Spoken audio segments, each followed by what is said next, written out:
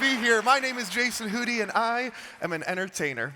I've had the pleasure of performing around the world, over 8,000 shows, performing for Disney, Hershey, Lego, Chevrolet, CBS TV. I've performed in China, Macau, and Hong Kong. I've gotten the chance to do some really cool shows. And when you think of an entertainer, you think of an individual with a certain set of skills and abilities that audiences want to see. A certain set of skills and abilities that audiences will pay to see. The type of entertainment that I do, however, is fundamentally different than just about any type of entertainment that I can think of. Take, for example, a singer. A singer will practice and rehearse, and when they're ready, they will perform. And audiences will come and see their shows, hopefully pay to see their shows, and appreciate all of the hard work and talent that they put into it. Or an impressionist. An impressionist as well will practice and perform, rehearse. When they perform the show, audiences come and watch all these different voices. They can appreciate their talents. I am a magician. Magicians have to play by a different set of rules because the number one rule for magicians is everything has to be kept a secret. Today I'm going to bend those rules a little bit and share with you a peek behind the curtain of what it's like to be a magician and give you one of the biggest secrets to performing a magic show. But to get there, we have to start here with the mystery of the yellow handkerchief. I take a yellow handkerchief and push it into my hand. As it goes into the top, yellow. It comes out the bottom and is changed to red. Ooh, ah, ooh, ah. Into the top, it goes yellow. Out the bottom, it comes red. Into the top, yellow. Out the bottom, red. By the time that I push that yellow handkerchief all the way through my hand, it completely and totally changes to red. And you don't look that impressed. Yeah, this hand, yeah. Who thinks it's in this hand? Raise your hand. Let's see. Thinks, not too bad. The trick gets better the second time through. Into the top, it goes red.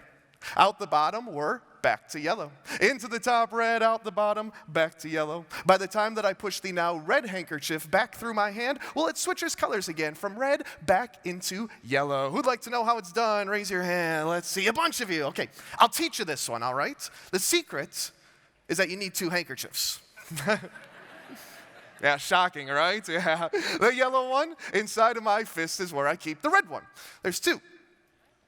We'll back it up a little bit more. Yellow starts over here inside of the case. Red pushed down inside of my hand. Now this is the important first step, to make sure that this one is tucked all the way down inside. You don't want any parts of that one poking out, or else audience members might see it before they're supposed to.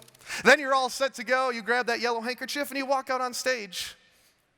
I mean, it's a little bit weird, a little bit awkward to walk around with your hand in a fist the whole time. But if you open up the hand, then everyone sees the red handkerchief that's hidden inside, and it ruins the trick. So I got to keep your hand closed, you know? Then it's super simple. You take that yellow handkerchief, you push it into the top, you pull the red handkerchief you hid in your hand out from the bottom, and it looks like magic.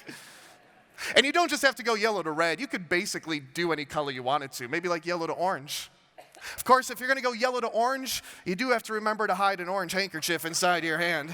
You can go like yellow to green, just hide a green handkerchief inside your hand. Yellow to blue, if you got a blue one, you get the idea, yeah? At the end of the trick, keep that hand closed. That way no one sees the yellow handkerchief you started off with. That's how you do the trick. Now you can take it home and practice. Now you know it's magic. Thank you. That's a pretty cool trick, and here's the thing, from your point of view, from the audience's point of view, it's supposed to seem like that just happened, right? I push the yellow into the top, the red comes out the bottom. Literally, it's supposed to be magic. Of course, from my point of view, things are a little bit different. A lot more is going on behind the scenes, which leads me to one of magic's biggest secrets. As I said before, these other types of entertainers, they all practice and rehearse. And when they're ready, they perform, and audiences can see everything they've been practicing. Magicians practice and rehearse, except when we perform, everything we've rehearsed, every second of our act, is supposed to be invisible to the audience. Yeah, we spend all this time working on all these little intricate sleights, and they're only ready to show somebody when they can't see anything we've done. And that's why magicians spend all their childhood in their parents' basements, not out on dates in high school. That's all that we do. Actually, I want to expound on this a little bit by teaching you literally the first trick in the book. I'm going to turn to this camera so everyone can kind of see this quarter. Go ahead and zoom in there. This is literally, if you go to the library, check out a magic book, this is going to be the first trick in the book. It's called the French drop. We'll see if we can pick up that there so you guys can see it a little bit closer. No? Want me to go this direction? I can go this direction if you want to zoom in pretty close. Oh, we got that side. It's magic. Look at that. All right. Turn that direction. So I'm going to take the quarter, give a little bit of a squeeze, and as I do, the quarter disappears. It looks pretty cool, and I want to teach you how it's done and show you why this is so difficult. To do that, I have a young volunteer. Let's bring Lanigan on stage. Give him a nice round of applause, everybody. Come on over, guy. Come on this way. Lanigan, we're going to stay facing this camera here. I'm going to give you a quarter, and you're going to try this out, okay? I have to tell you, though, the first couple times you try it, it's not going to work good. The first 100 times you try it, it doesn't look good. So you're going to turn towards the camera. I'm going to go ahead and have that zoomed in there, and I'll show you once again what it looks like, and then I'll demonstrate for you. I take the coin, give a little bit of a squeeze, and it vanishes. Behind the scenes, here's what's going on. I'm going to turn around this direction so you can see all I'm doing is opening up my hand a little bit so that the quarter falls into my hand. See how my thumb right there? I'm just going to open up a little bit and the coin falls into my hand. That's done under the cover of this hand, pretending to grab the coin, and then it looks like it vanishes. So Lanigan, we're going to do this together. Face, hold it right there. With the other hand, grab like that. Then point this direction. So you got to keep your hand out there. The coin's not gone yet, dude. There you go. That direction. There you go. Now your big magical gesture, you open it up and the coin's still in your hand. I could not have planned that better, huh? That was awesome, dude. And now you see why it's so difficult to be a magician, because if any little step is off, it ruins everything. Lanigan, I've figured out a way to combine these two ideas, though, of doing magic and at the same time being able to show skill. And I want to have your help for that. Inside of this bag is the best-selling toy of all time. It's also the most frustrating toy of all time, the Rubik's Cube. You guys have tried to solve one. I hear the groans in the audience. Lanigan, have you tried? You've never tried. I'll give you the secret. Oh, you've tried, but you weren't successful. I've tried. But it didn't, you failed. I got it. I'll give you the secret. The hardest part of solving a Rubik's Cube is once you get the stickers peeled off to line them up centered again. See, they know what we're talking about. Lanigan, there's 43 quintillion different combinations to a Rubik's Cube. That one looks different from that one, from that one. That number is so big, we could turn the cube one time every second. It would take about 65 million years before you get to all the different combinations.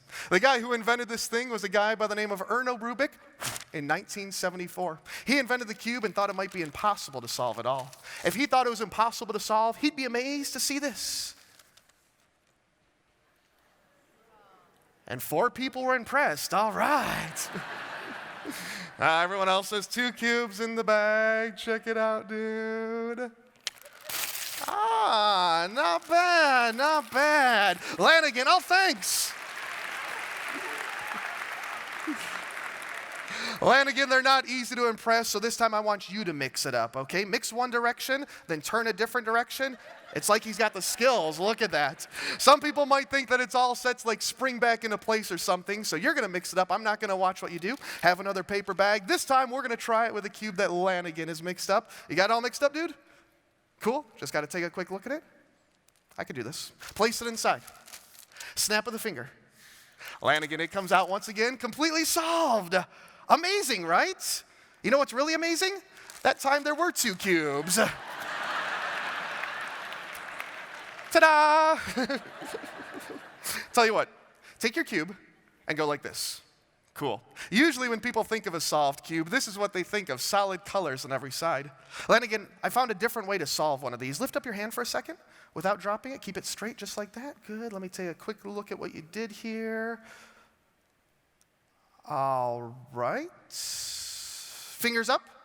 Cover up the top. 18, 19, 20, 21. Wait, let me see the top again. 23, 24, 25.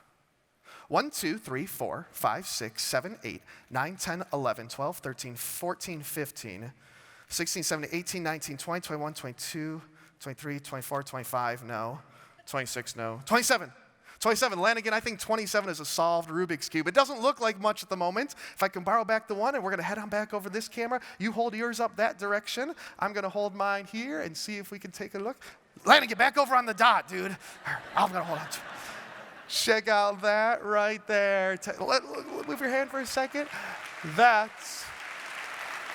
There is side number 2, yes?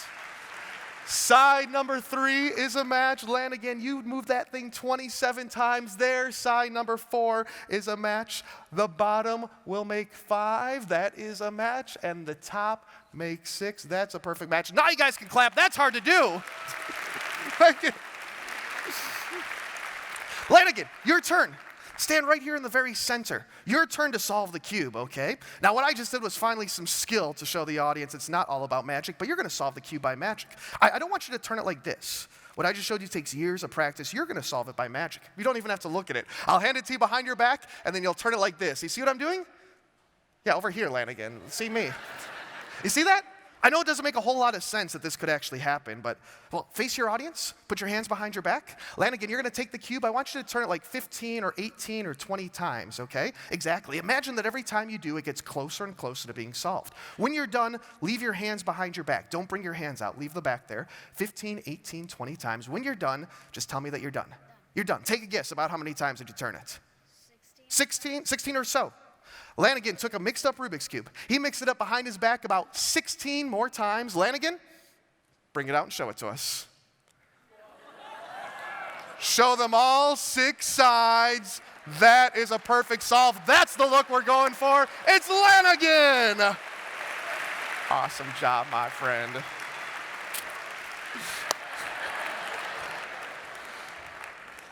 Lanigan, you're coming on tour with me. I never get those type of reactions. Hey, thank you so much. Hope you enjoyed your peek behind the curtain into the life of a magician. Enjoy the rest of TEDx, everybody. Thank you.